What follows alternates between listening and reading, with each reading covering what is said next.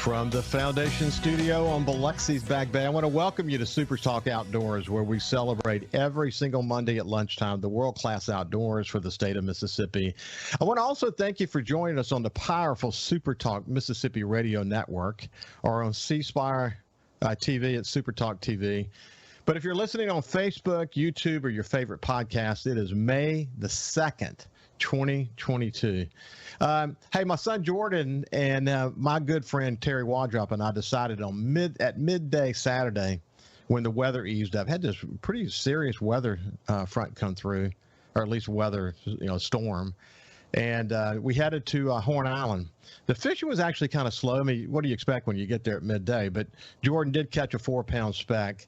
But Horn Island, what a great reminder. Every time I go there, I think this is one of the most beautiful places on earth. The water was crystal clear. The ospreys were flying. It was paradise on earth. And again, a great reminder that we have access in Mississippi in terms of the outdoors to some of the most amazing outdoors opportunities in the world. That's why I continue to call Mississippi the capital of the outdoors in America. Wow. We are so lucky to live here. Hey, before we get to what will be a very, very special show today, I have a very special tribute. Our beloved outdoors personality and friend Bobby Cleveland died as a result of a auto accident last week. It's so sad. He was a native of Hattiesburg, and most recently was a spokesman for the Pearl River Valley Water Supply District. He worked pretty hard to bring special events to the reservoir, among other things. But look, his passion in life was the outdoors and cooking, and some and most would tell you just life in general. Over the years, he's appeared here on the Super Talk Radio Network countless times, just sharing his love of the outdoors. His older brother Rick Cleveland wrote of Bobby this: he was a big man with a huge appetite for life. He was older, but Bobby was always larger. My big little brother, I called him. He was an expert fisherman and hunter and a gourmet chef. Let's put it this way. A lot of seafood and a whole lot of love went into his gumbo. It was always rich and spicy. Bobby is best known for his outstanding work as an outdoors writer, though. He worked for the Clarion Ledger over so many years, dominating the back page of the sports section.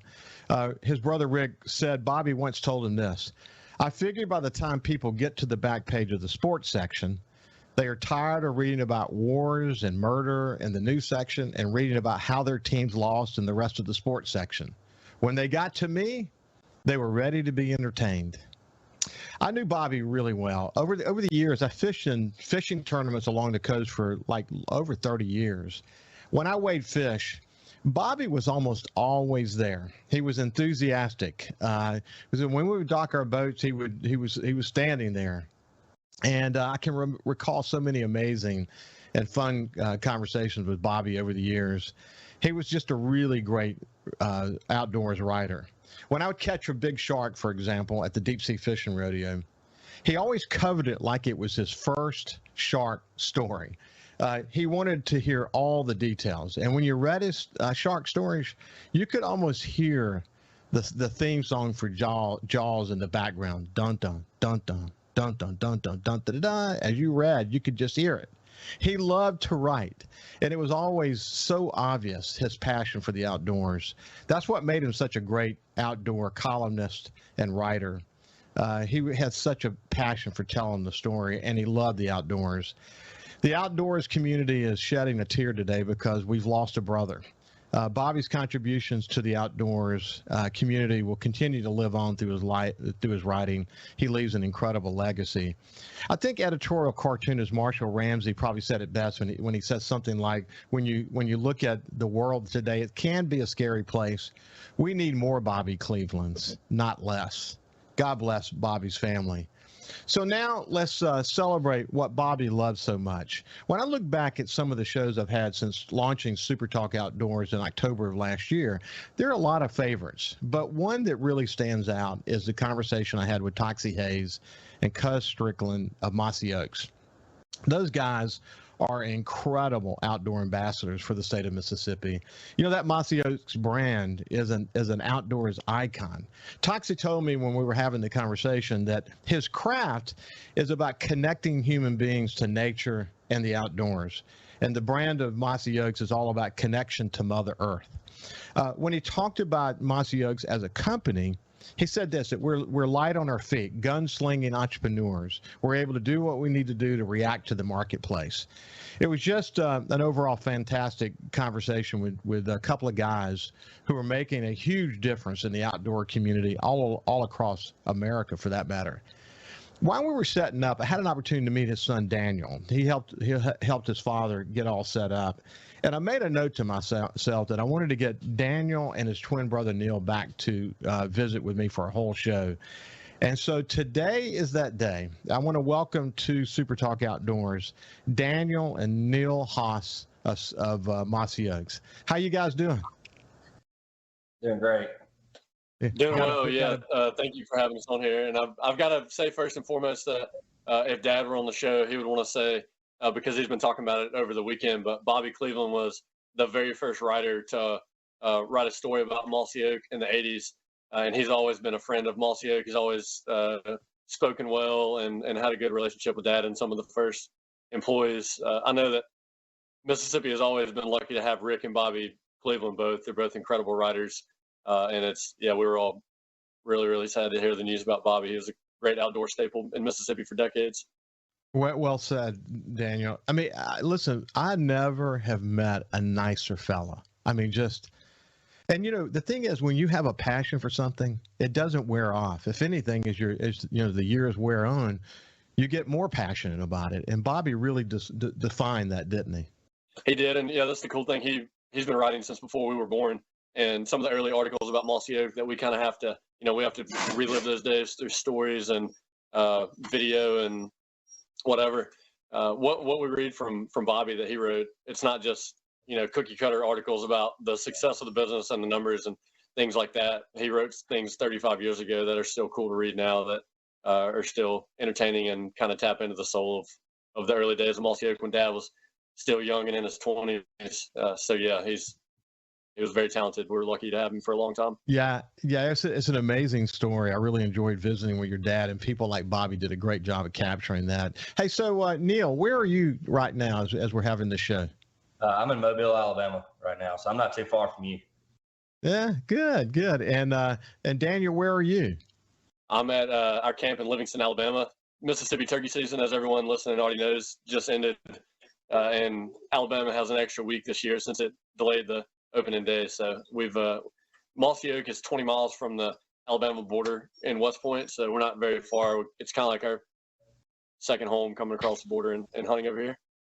I know it is. And your dad was there when we had the show with him. It was actually the second show for Super Talk Outdoors. Listen, guys, I could find 100 different places to start this show, but I thought probably the best place to start is here. Hang tight, and for the radio audience, there's going to be some shuffling and whatever. Just bear with me for a second. Listen carefully, very carefully, to what's happening in this video, and then we're going to talk about it on the other side. So I'm going to turn to my partner in crime, Kyle Curley, and ask him to cue the video.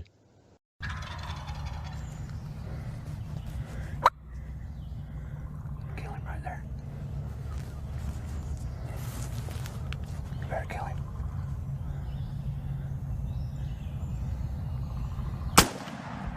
You got it!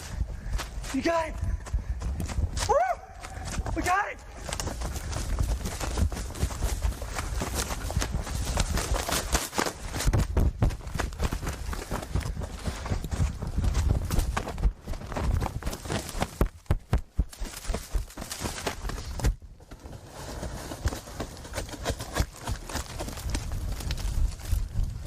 You got it, Papa!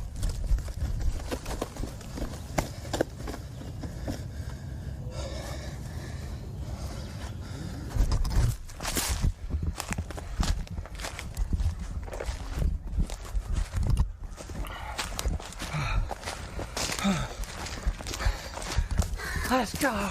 Let's go.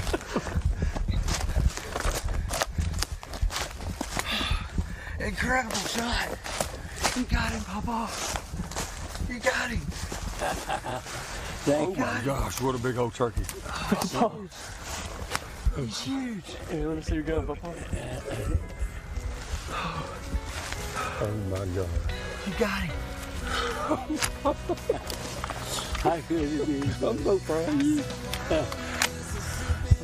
So Cal, that's good. So what we just observed was your pawpaw killing a turkey. And you guys can tell me the significance of that, but as you guys were getting the turkey and filming the moment, I was watching both of you guys, and I'll come to both of you. But Daniel, what did that moment mean to you? Oh, it was unbelievable. I mean, we've luckily had a lot of people following along and cheering Papa on the past 4 or 5 years, really. But he's been turkey hunting since the 40s, when he grew up in South Alabama, down in Mobile. Hey, Daniel, let's do this. We're at the end of the segment. We'll pick it up from right there on the other side. Okay. I'll continue to get your reaction to this very, very special moment in your life, which really talks to the DNA of who Day. Leading the conversation on Mississippi's outdoors. It's Super Talk Outdoors with Ricky Matthews on Super Talk Mississippi.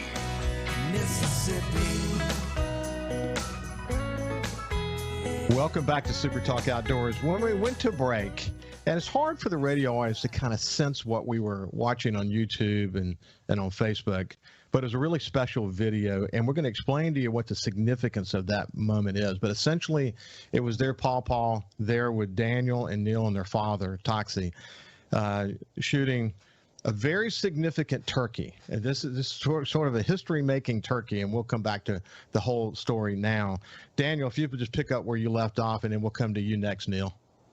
Yeah, there's historical significance, and then there's more recent significance. The past 4 or 5 years, as you know, our Papa, he didn't even know how to use the internet or much about it.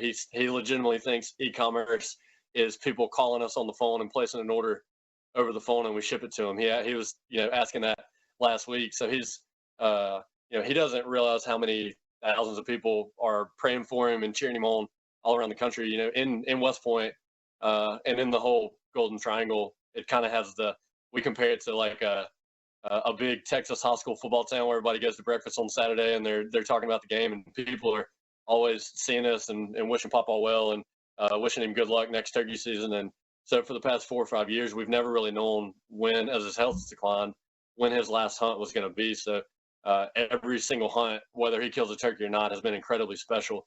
But not just getting out in the woods, Papa still gets as fired up as he was when he was a kid. I mean, you would think that maybe just getting in the woods is a success, and it definitely is, or that maybe killing a turkey isn't as important to Papa. And it's certainly, he's in better health and spirits just to get out in the woods at all. But man, even though he's 91, almost 92, he still gets just as fired up as he was when he was a teenager and killed his first turkey. So him actually getting one, I mean, it puts him on top of the world, and to be able to share it with not just everybody in Mississippi that has a close connection to him geographically, but there's people all over the turkey hunting community that get so fired up for him. And it's, I mean, from a family perspective and from a Mossy perspective with everyone that follows along, it's just the coolest thing in the world. Yeah, It really is. I would say he gets more excited than he did when he was a teenager. At 91 years old. Yeah, I thought it was cool, guys. I think, Neal, it might have been you that said this, or it could have been Daniel, but I think it was you, Neal, who said that when you killed your elk a couple of years ago out west, that it was the best experience in the woods, other than when your pawpaw kills a turkey. It's I say this often, that the outdoors community, most of us know. Now, look, some people didn't get the love of the outdoors from their fathers and their grandfathers. Thank God they were friends and others in their lives that introduced the outdoors to them. But so many of us got it from those who came before us. But this special connection that you two have, not just with each other, being twins who have learned a love of the outdoors together, for your entire lives, and not just from your father, but the role that your pawpaw plays in that, this sort of DNA connection that you guys have had this incredible opportunity to appreciate. That's powerful, isn't it, Neal? Yeah, and I'll say, growing up, as a kid, everyone, if you're lucky enough to have your parents and your grandparents around, when you're a kid, that's who's taking care of you. And, if you're hunting, that's who's taking you hunting, teaching you how to hunt and holding your hand while you go through the woods and all that and showing you how it's done. Well, then, later in life, obviously, when your grandparents get older, the roles reverse and you start taking care of them and taking them to the woods. And so you kind of pay back what they gave to you all those years. And so I remember when I was in high school, because, growing up, Daniel and I being twins, luckily we had our grandfather around. So we'd always split up. Papa would take one of us and Dad would take one of us. So it worked out well. Papa always had a grandson to take hunting.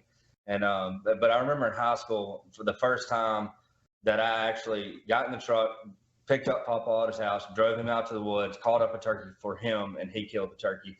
And it was that moment where I knew that the roles were kind of reversing, and then that this was kind of, the rest of our lives, that when we went turkey hunting, it was going to be us taking him instead of him taking us. And since then, we've taken him every year. We can't, and he's turkey hunted for 75 seasons. It would be more than that. When he was 17 or 18 years old, he had tuberculosis and he was unable to hunt for 3 years. And so the 75 years that he's turkey hunted, he's killed a turkey every single season that he's hunted. So it's really special, this being the 75th, and there's not very many people, because turkeys, not many people know this, but turkeys were basically extinct in a large portion of the United States for a long time. And so there was only about 2,000 turkey hunters in the United States when he got into turkey hunting. So there's not very many of those people left. And so for someone to shoot a turkey 75 seasons in their lifetime, it's just something that it's hard to fathom. And Daniel, when you came back to the tree where your dad and Pawpaw, Mr. Fox to us, were sitting, and you saw your dad, and of course your Pawpaw's reaction, but your dad, your dad feels the same way about this as you guys do. I mean, it's just you're able to immerse yourself in the moment and cherish it for what it is in the moment. And what's unique to you guys, you're young and you get that, but your dad certainly gets that. What did this mean to him? I mean, it was it means the world to all of us, and really to Dad. I mean, he's got a connection, obviously, that spans a really long time. It's on top of the family connection. Him and my granddad growing up, that's who instilled a love of the outdoors for him. The values that we wear on our sleeves of leaving the woods and the outdoors better than we found it. That Mossy Oak and that idea started with Dad, but it really started with Papa instilling that in Dad. They would grow up, there were no turkeys in West Point when Dad was a kid, so they would drive back down to South Alabama to Papa's old hunting club, Choctaw Bluff. And my granddad, a lot of people know, some don't know, that he actually relocated wild turkeys to West Point. And all the turkeys that we're now hunting in Clay County are, you can trace their lineage back to the turkeys that he relocated. So even the turkey that he killed last week, sorry, dog barking there. The turkey that he killed last week can be traced back to the turkeys that he relocated himself. So the role that wild turkeys play in Mossy Oak's history and in our family history, I mean, it can't be overstated. It's something special that just it goes back a long way, and it's in our blood. Yeah. And I'll say with the relocating thing and Papa, killing a turkey for 75 seasons is amazing, but he's lived his entire life by always giving back something to the resource more than he always takes. And so and he spent his entire life living by that. So if someone could ever learn anything from him, it would be the most important thing he could teach anyone would be how to give something back to the resource when you take something. And so that way it never goes away, because turkey hunting is a precious resource, and it could go away at the blink of a hat if we abuse it. So Hey, so Neal, what's cool about you and your brother Daniel is, as I mentioned a few minutes ago, you're twins. So you've had an opportunity to have a father and a grandfather and others around you, cousin, all these others around you that have really taken you under the wing, as early as 5 years old, maybe even before that, all that matter. You've had this opportunity to just be introduced to what is at the core of our outdoor heritage in Mississippi. But in addition to that, this Mossy Oaks brand that was sort of not sort of, been literally central to your life, your whole life. And then there's the business side and all that. When did it occur to you as you were growing up that you were part of something that the other kids didn't necessarily get to feel and appreciate? Pretty when it comes to Mossy Oak and like the lifestyle and the culture around that Mossy Oak and the people that made the company what it was growing up, I mean, that's something we realized as soon as we were old enough to hunt. Just realizing how unbelievably cool what Dad and his friends that were working with him that had started building and what it is today. But it's one of those things, I guess we still pinch ourselves now, but it's such a cool business and such a cool lifestyle. It's something that we can wake up every day and just be, super motivated to go to work. Yeah. So, hey, Daniel, same question to you. It's been a heck of a ride, but you've really sort of understood and appreciated it from a very young age, haven't you? Yeah. I mean, I would say the scale, it took a little bit of getting older before you really realize, like, whenever we're younger, Mossy Oak is Dad and his buddies and a lot of our extended family. And, from that perspective, we see it and it surrounds us, but we didn't, at a really young age, we didn't go to trade shows yet. We didn't really, there was no social media. We didn't really get to see the nationwide scale of all that was going on. So then when you're old enough to, when social media starts to come along and, millions of people are talking about Mossy Oak Online, and then you get to go to trade shows and guys from all over the country are stopping you and telling you how cool it is that they used to grow up watching Dad and Cuz and Papa and whoever hunt on the Outdoor Channel and TNN and all that. Then it starts to broaden your scope of, all right, this isn't just a bunch of people in the Southeast that are really inspired and love participating in what Mossy Oak's all about. It's people all over the place. We've got twin brothers Daniel and Neal Haas from Mossy Oaks. When we come back, we'll talk a little bit more about what it's like to have a twin brother to enjoy life with. We'll see you after this break.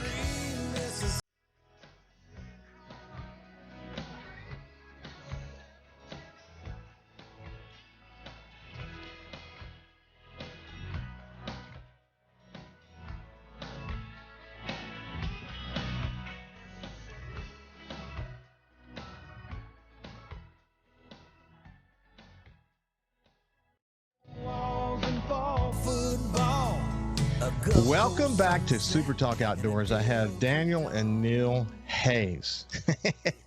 I'm going to take my medicine because during the break they reminded me, which I knew already, that it's not pronounced Haas. It's pronounced Hayes. It's just a unique pronunciation that this family has. And I knew that from the conversation I had with their father, and I just didn't remember, unfortunately. But I take my medicine, and I'll try not to make that mistake again. But anyway, when we went to break, we were talking about the incredible sort of brotherhood that you guys had. I enjoyed watching your hunt together in the West. What a dynamic experience that was for both of you, as you both got elk and that hunt. I think 43 miles you walked, and look, we're not talking about flatlands, are we, Neal?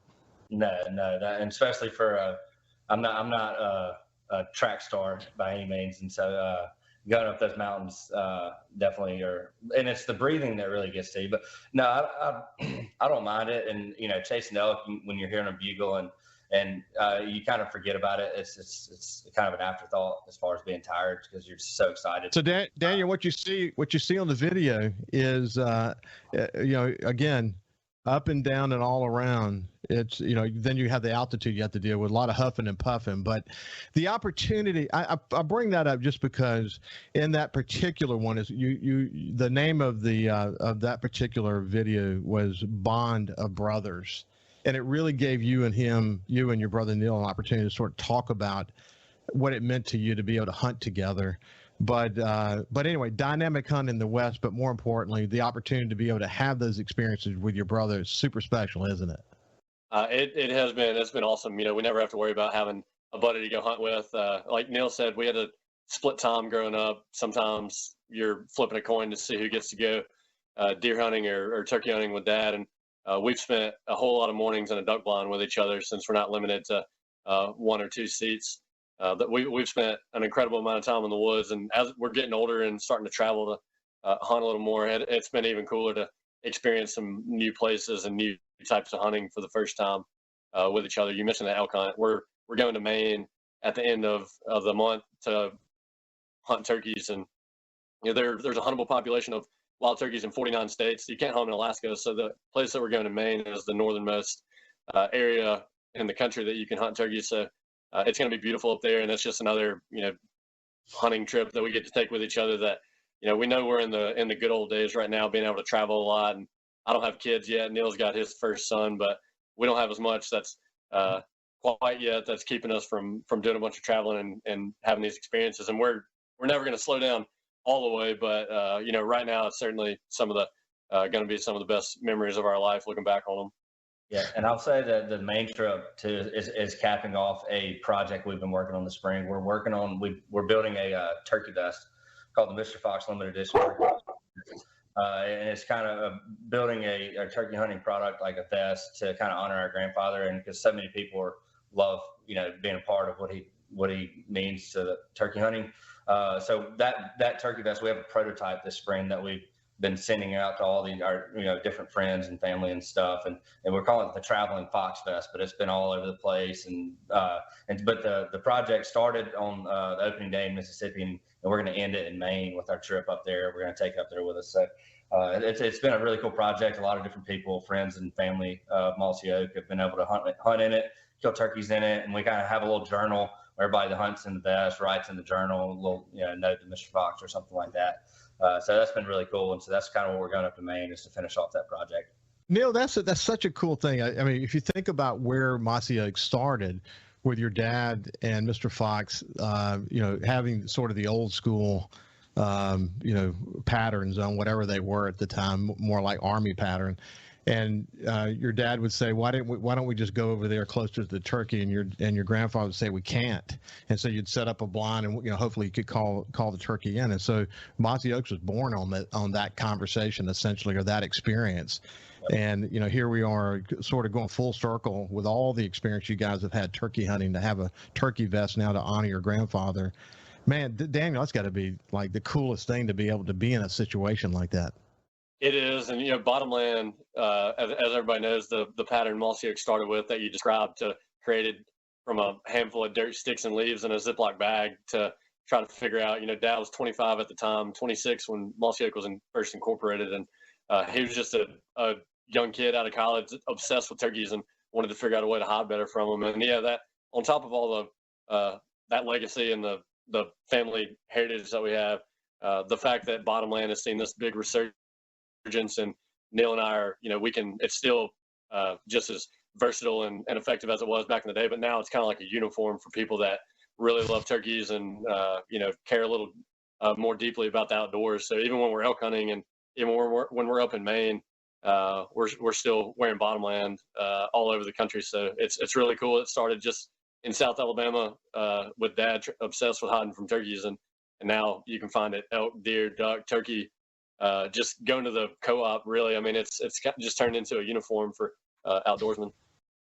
Hey, listen, when I talked to your dad, I talked about a book, a really, really popular book in corporate land. I was a CEO for 15, 16 years of my career. And the book was called Built to Last. And you may remember me mentioning it in the conversation with your dad, but it said that those companies that can stand the test of time have built into their company enduring core values. And you certainly have been able to do that. And what it means then is that the company would live on long after the founder moves away, or dies, or gives the company up, or whatever. But built into these companies, into the company, is an enduring core value.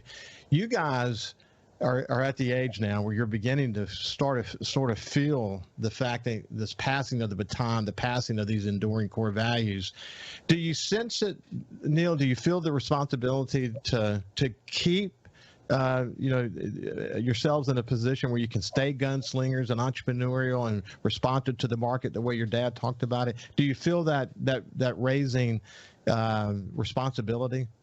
Yeah, we do, and we obviously know that comes with tremendous responsibility. But I mean, we've been taught by obviously our granddad and our dad, and just all the correct values and how to do things the right way, and so I don't think there's any question as to how Daniel and I will keep the legacy going. I think we'll basically mainly just do whatever they would do. There's no. There's definitely nothing crazy that we'd be doing that would be diverting from what they did growing up. So yeah, they're tremendous role models, and they've taught us really well. And I mean, we're just lucky to have them. I mean, they're just incredible. My dad and my granddad are just two of the most incredible people that we've ever known. So Daniel, to you feel that responsibility, that growing responsibility?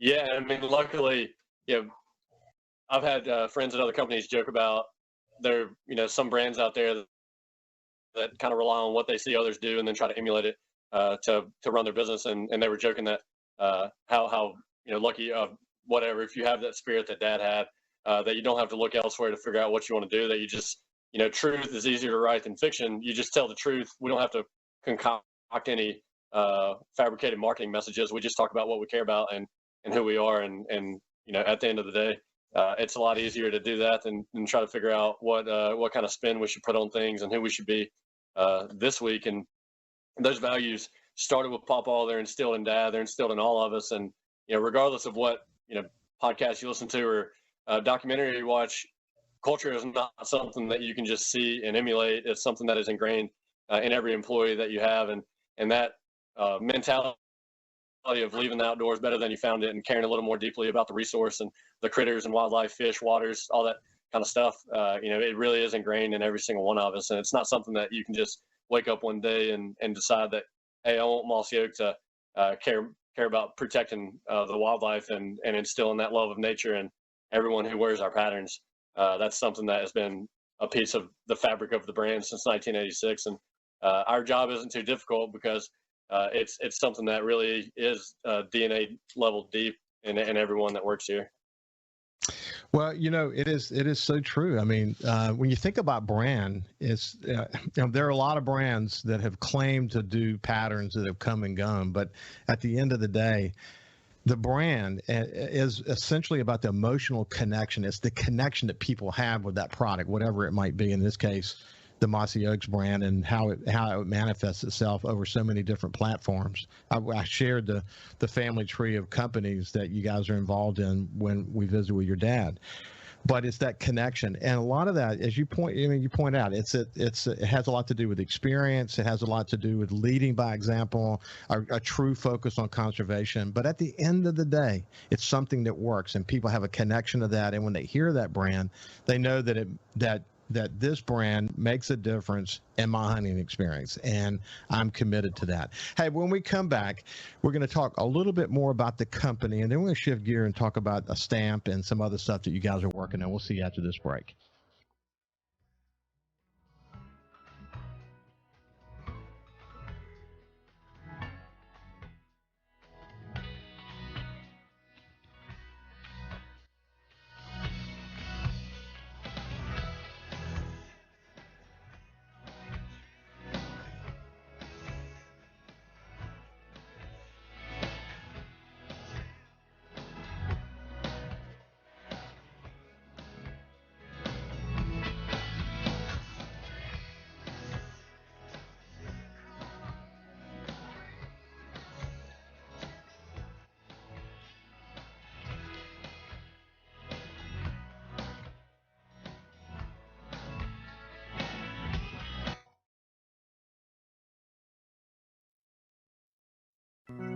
We live in one of the best places in America to enjoy the outdoors. So let's talk about it.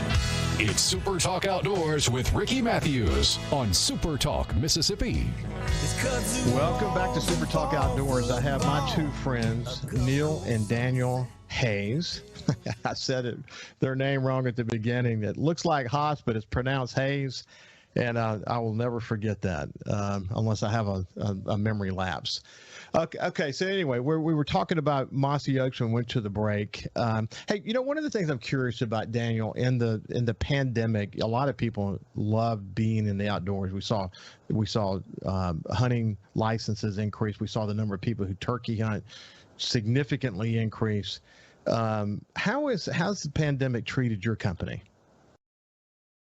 I mean, like everyone else, there's been certain things that you have to adapt to and you struggle with, and you've got a lot more people working from home than they previously did. So that kind of hybrid work environment was something that you had to work through. Luckily for outdoors companies, when people were told they couldn't go out to public, you can't go to sporting events or concerts or whatever, a lot of people just wanted to go spend time outside, whether that was backyard barbecuing or for people that are lucky to live in Mississippi like us, that was hunting and fishing. So we've had our struggles like every other apparel and product company trying to keep up with demand, and the supply chain issues that have come with the pandemic have been really complicated.